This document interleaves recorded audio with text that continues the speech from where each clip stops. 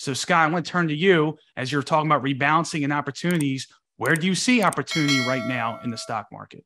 My first question right back at you is, what's your time horizon, whoever I'm speaking to? Is it hourly, daily, weekly, monthly, quarterly, annual, years? Because that's a huge problem. Right now, you're in these next 4 weeks, as I said before, roughest time for the market. We're having our midterm elections coming up. We have a very high inflationary data points that are coming out, and we're in September, last 2 weeks of September. So certainly in the very short term, investors that could see the forest through the trees and can look out 3 years will be able to find opportunities.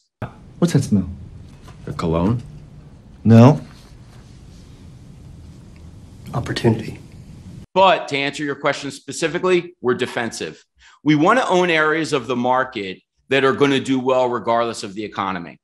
If we do experience a recession in the future, in 2023, you want to be positioned to be owning areas that are lowly correlated with a defensive approach like healthcare. For example, my wife had a doctor's appointment today. The stock market went down 1,300 points yesterday. I didn't tell her not to go to her doctor's appointment. There's certain things that we do regardless. Coming to work, I needed more gas in the car. I stopped and filled up regardless.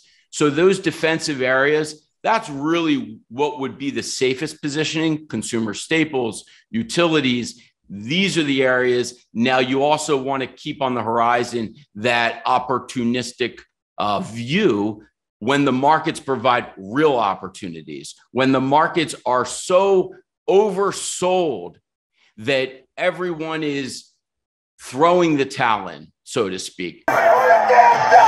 That's when you really want to be looking for those opportunities. And now may not be that time if you're a short-term investor.